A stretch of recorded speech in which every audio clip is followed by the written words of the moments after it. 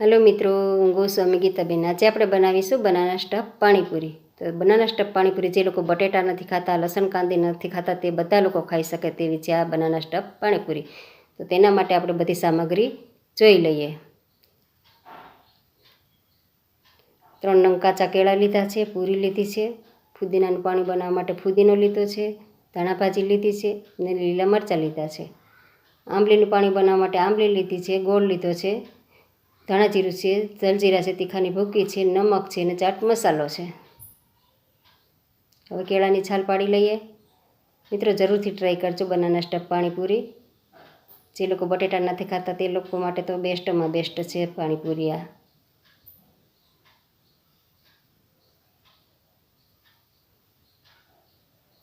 હવે આપણે કેળા બાફી લઈએ. 2 મિનિટ માટે જ બાફવા દેવાના છે. અધકચરા જ બાફવાના છે, બહુ નથી બફવા દેવાના.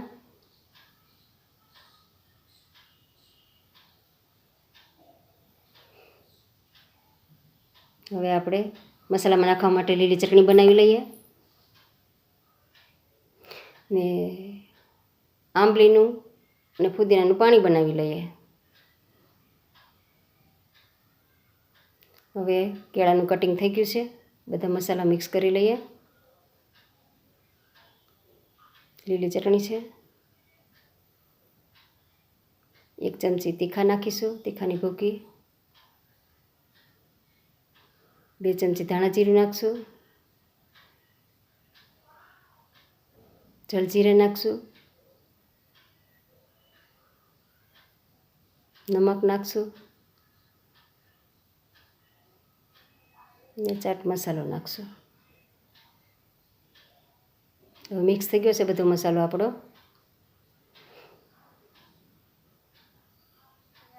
તો તૈયાર છે બનાના સ્ટફ પાણીપુરી આપણી. જરૂરથી ટ્રાય કરજો મિત્રો એકવાર.